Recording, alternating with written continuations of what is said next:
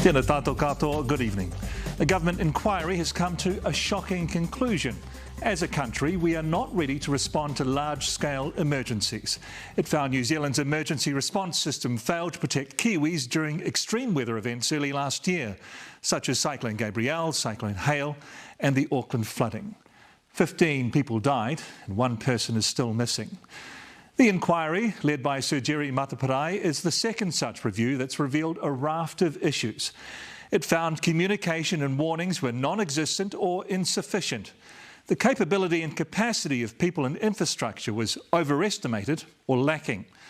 The panel was also frustrated that many of these recommendations are not new and were suggested in previous reviews from earlier weather events. But nothing has been done to implement them. However, instead of fixing the existing emergency management legislation, the Minister is committing to creating a completely new bill. Alexa Cook is in Hawke's Bay. Kia ora, Alexa. So how are the cyclone victims responding to this report? Kia ora, Mike. Well, there's a sense of vindication and relief that their concerns about civil defence's failings are now in black and white in this report. But they're also feeling angry. They want to see those that were in charge, that failed to evacuate them, to be held to account over this needless loss of life. This was Ella and Jack's beloved home.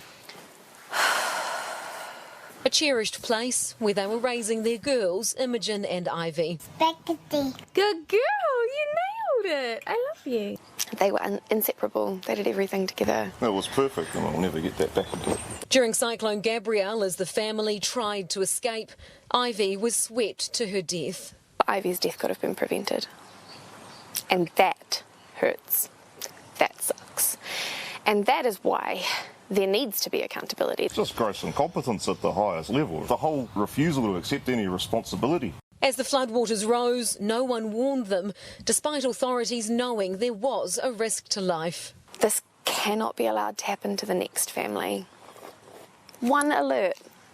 Someone just had to push a button once and we would still have our baby girl. My mind's broken, my body's broken, my soul's broken. The family wasn't included or even asked to be included in the government inquiry. We've not been contacted by anybody. Even though a photo of their daughter Imogen being lifted to safety was used in the report. It was a bit of a surprise to see it in there. The report found lives were put at risk because the public did not receive the necessary warnings to keep them safe. Mark Mitchell was in opposition back then. He says Kiwis were failed by the emergency response system. Yes, they were. It's very obvious that the system is not fit for purpose. We had outstanding Kiwis out there doing the best that they could in the circumstances with the information that they had at the time, but it was very obvious that they've been let down by the actual process. Which resulted in hundreds of people being rescued from rooftops, often by local civilians. To avoid similar scenes in future, the inquiry made 14 recommendations, including putting people in their communities at the heart of an integrated system, clarifying roles in emergency management and developing a comprehensive warning system for the public, something Esk Valley resident Dan Gale has been calling for since day one. It doesn't fix or heal anything, but at least we've been listened to and, yeah, it's a good start. So now the action needs to occur. He has his own evacuation system. So this is our river alarm. It's got a float valve system in it. And worries civil defence is no better prepared than it was for Cyclone Gabrielle. No one anywhere is safer than they were the day before the flood. Nothing has happened. A concern shared by Ella and Jack. They want to see civil defence held to account. Because it's the council.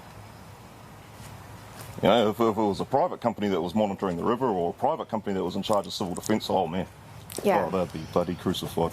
This is the second report to highlight major failings of Hawke's Bay Civil Defence. Will anyone be held to account? This isn't about people, this is about systems and processes. The inquiry is warning that even if all of their recommendations are implemented, it's still not enough to fix the problems. They're urging the government to considerably boost its funding to councils and communities because at the moment they only have about $900,000, which is nowhere near enough. There'll be budgetary decisions, but they will sit at the cabinet level and I can't speak to those now. And although the cyclone's victims are getting on with life, Where's your tiny little The scars run deep.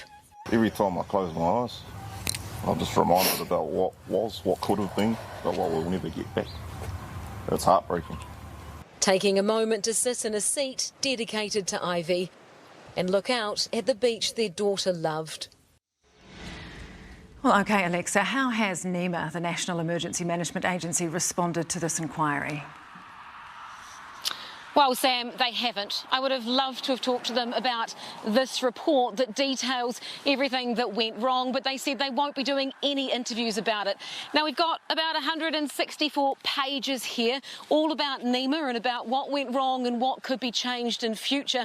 So it's disappointing that they won't front today. What's also disappointing is I tried to get the Civil Defence Controller for Hawke's Bay, Ian McDonald, but I was told that he's on leave this week. Now, that's just not good enough for these people. They want someone other than their mayor to stand up and accept responsibility and to talk to them about what went wrong. They want that accountability, and it's something that they just feel they haven't got today.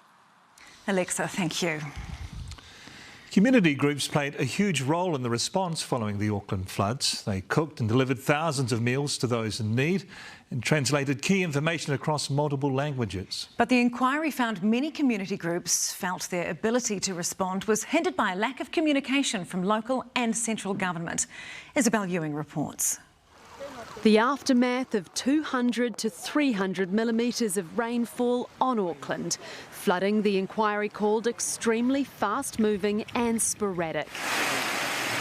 In Northland, 64,000 houses lost power, some for a week or more. In Coromandel, State Highway 25A near Kupu cleaved in two. We're a country that is going to continue to get hit with weather events. We want to make sure that we're prepared. In Auckland, the inquiry found emergency management processes were virtually non-existent. The lack of planning for the immediate response of a large-scale event exacerbated an already stressful situation, and public trust and confidence in civil defence was undermined.